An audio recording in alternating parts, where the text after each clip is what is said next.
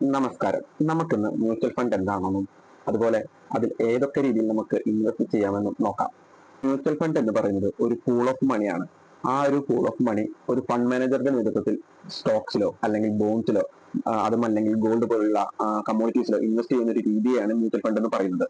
ഇനി ഒരു വ്യക്തിക്ക് എങ്ങനെ മ്യൂച്വൽ ഫണ്ടിൽ പങ്കെടുക്കാമെന്ന് നോക്കാം. മ്യൂച്വൽ ഫണ്ടിൽ നമുക്ക് സാധാരണയായി രണ്ട് രീതിയിലാണ് അതിൽ ഇൻവെസ്റ്റ് ചെയ്യാൻ പറ്റുന്നത്. ഒന്ന്, നമുക്ക് മന്ത്ലി ഒരു SIP പോലെ സ്റ്റാർട്ട് ചെയ്യാം. അതായത് സിസ്റ്റമാറ്റിക് ഇൻവെസ്റ്റ്മെന്റ് പ്ലാൻ ആണ് ഈ SIP എന്ന് പറയുന്നത്. ഈ SIP എന്ന് പറയുമ്പോൾ നമുക്ക് മാസം ഒരു എമൗണ്ട് ഒരു ഡേറ്റിൽ ഫിക്സ് ചെയ്ത് കഴിഞ്ഞാൽ ഓട്ടോമാറ്റിക്കലി നമ്മുടെ ബാങ്ക് അക്കൗണ്ടിൽ നിന്നും മ്യൂച്വൽ ഫണ്ടിലേക്ക് പൊക്കോളും. അപ്പോൾ അത് ഓട്ടോമാറ്റിക്കലി നടക്കുന്ന ഒരു പ്രോസസ്സാണ്. അപ്പോൾ ഇതിനായിട്ട് നമ്മൾ ചെയ്യേണ്ടത് SIP ഓട്ടോമാറ്റിക്കലി പോകാനായിട്ട് നമ്മൾ ബാങ്കിൽ നിന്ന് ഓട്ടോ ഇൻവെസ്റ്റ്മെന്റ് ആക്ടിവേഷൻ ചെയ്യണം. അതിന് ഇനാച്ച് എന്നും പറയും. ഇത് ആക്ടിവേഷൻ ചെയ്തിട്ട് കഴിഞ്ഞാൽ ഒരു ഡേറ്റ് ഫിക്സ് ചെയ്ത് കഴിഞ്ഞാൽ ആ ഡേറ്റിൽ നമ്മുടെ അക്കൗണ്ടിൽ നിന്ന് എമൗണ്ട് മ്യൂച്വൽ ഫണ്ടിലേക്ക് പൊക്കോളും.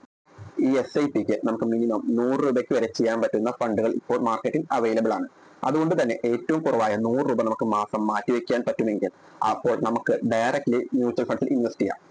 SIP ചൂസ് ചെയ്യുമ്പോൾ നമ്മൾ ശ്രദ്ധിക്കേണ്ട ഒരു കാര്യമാണ്, നമ്മൾ ഒരു ഡേറ്റ് ഫിക്സ് ചെയ്ത് കഴിഞ്ഞാൽ ആ ഡേറ്റിൽ നമ്മുടെ അക്കൗണ്ടിൽ ആ എമൗണ്ട് ഉണ്ടായിരിക്കണം എന്നുള്ളത്. കാരണം അങ്ങനെ ഉണ്ടായില്ലെങ്കിൽ നമ്മുടെ ബാങ്ക് അത് ബൗൺസിങ് ചാർജ് ഈടാക്കുന്നതാണ്. അപ്പോൾ ഏകദേശം ഒരു 100 രൂപ മുതൽ ചില ബാങ്കുകൾ 400 രൂപ വരെ ഈടാക്കുന്നുണ്ട്. അതോരോ ബാങ്ക് ഡിപ്പെൻഡന്റ് ആണ്. അപ്പോൾ അതുകൊണ്ട് നമ്മൾ ചൂസ് ചെയ്യുന്ന ഡേറ്റ് നമുക്ക് സാലറി കിട്ടിയിട്ട് 1-2 ദിവസം കഴിഞ്ഞിട്ടുള്ള ഡേറ്റ് എടുക്കാം. ഇപ്പോൾ ഒരാൾക്ക് 1-ാം തീയതിയാണ് സാലറി വരുന്നതെങ്കിൽ 2-3 അല്ലെങ്കിൽ ഒരു 5-ാം തീയതിക്ക് മുമ്പായിട്ട് ഡേറ്റ് ഫിക്സ് ചെയ്യാം. കാരണം ആ ഡേറ്റിൽ നമ്മുടെ അക്കൗണ്ടിൽ ആ ഫണ്ട് ഉണ്ടായിരിക്കും. അതല്ലെങ്കിൽ എന്താ പ്രശ്നം വെച്ചാൽ ഈ ബൗൺസിങ് ചാർജ് നമ്മുടെ കയ്യിൽ നിന്ന് പോകും. അതുകൊണ്ട് ആ ഒരു കാര്യം ഇതിൽ ശ്രദ്ധിക്കേണ്ടതാണ്. ഇനി മന്ത്ലി SIP അടയ്ക്കാൻ താല്പര്യമില്ലാത്തവർക്ക് one time investment mutual fund ചെയ്യാൻ പറ്റും. ഇതിന് ലംസം ഇൻവെസ്റ്റ്മെന്റ് എന്നാണ് മ്യൂച്വൽ ഫണ്ടിൽ പറയുന്നത്. ഈ ലംസം ഇൻവെസ്റ്റ്മെന്റ് എന്ന് പറയുമ്പോൾ അതൊരു വലിയൊരു എമൗണ്ടിനല്ല ഉദ്ദേശിക്കുന്നത്. 1000 രൂപയ്ക്ക് മുകളിലുള്ള പല ഫണ്ട്സുകളിലും അത് ലംസമായിട്ട് കാണും. ചില ഫണ്ട്സുകളിൽ 5000-ന് മുകളിലുള്ള ഫണ്ടുകളെയാണ് ലംസമായിട്ട് കാണുന്നത്. അത് ഓരോ ഫണ്ട് ഡിപ്പെൻഡന്റ് ആണ്. ഈ പറഞ്ഞ ലംസം ഇൻവെസ്റ്റ്മെന്റിനും മുന്ന് പറഞ്ഞ പോലെ തന്നെ ലോക്കിംഗ് പീരീഡോ കാര്യങ്ങളോ വരുന്നില്ല. ലോക്കിംഗ് പീരീഡ് ഉള്ള ഫണ്ടുകളുണ്ട്. അത് ELSS പോലുള്ള ടാക്സ് സേവിംഗ് ഫണ്ട്സ് ആണ്. ബാക്കിയുള്ള ഭൂരിഭാഗം ഫണ്ടുകൾക്കും ലോക്കിംഗ് പീരീഡ് വരുന്നതല്ല. അതുകൊണ്ട് തന്നെ എപ്പോൾ വേണമെങ്കിലും ഈ രണ്ട് രീതിയിൽ ഇൻവെസ്റ്റ് ചെയ്ത ഫണ്ട്സ് നമുക്ക് വിഡ്രോ ചെയ്യാൻ പറ്റുന്നതാണ്.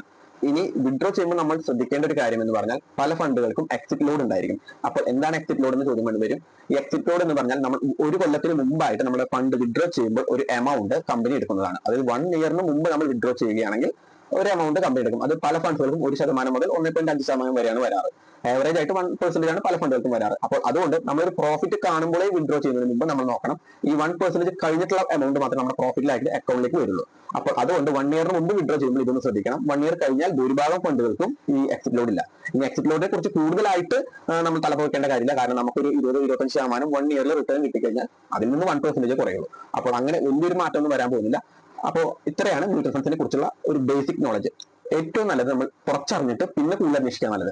ഇത് ഭൂരിഭാഗം പേരും ചെയ്യുന്നത് ഞാൻ കണ്ടേക്കുന്നത് കുറെ റിസർച്ച് നടത്തും, പക്ഷെ അവരെവിടെയും ഇൻവെസ്റ്റ് ചെയ്യില്ല. അവർ എപ്പോഴും വെയിറ്റ് ചെയ്തുകൊണ്ടിരിക്കുക. പല കമ്പനീസിന്റെ റിസർച്ചിലും അല്ലെങ്കിൽ പല തരത്തിലുള്ള യൂട്യൂബ് വീഡിയോസിലും ഒരു വലിയൊരു ക്രാഷ് വരും, അപ്പോൾ ഇൻവെസ്റ്റ് ചെയ്താൽ മതി, അല്ലെങ്കിൽ നാളെ ക്രാഷ് വരും, മറ്റന്നാൾ ക്രാഷ് വരും എന്ന് പറഞ്ഞ് വെയിറ്റ് ചെയ്തിരിക്കുന്ന കുറെ പേരുണ്ട്. അതുപോലെ തന്നെ നല്ലൊരു ബ്രോക്കറെ വെയിറ്റ് ചെയ്തുകൊണ്ടിരിക്കുന്ന ആൾക്കാരുമുണ്ട്. പക്ഷെ ഇങ്ങനെ വെയിറ്റ് ചെയ്തിരുന്നു കഴിഞ്ഞാൽ അവർ ഒരിക്കലും ഇൻവെസ്റ്റ് ചെയ്യാൻ പോകുന്നില്ല. അപ്പോൾ നമ്മൾ ഇന്ന് തുടങ്ങുന്നതാണ് ഏറ്റവും നല്ലത്.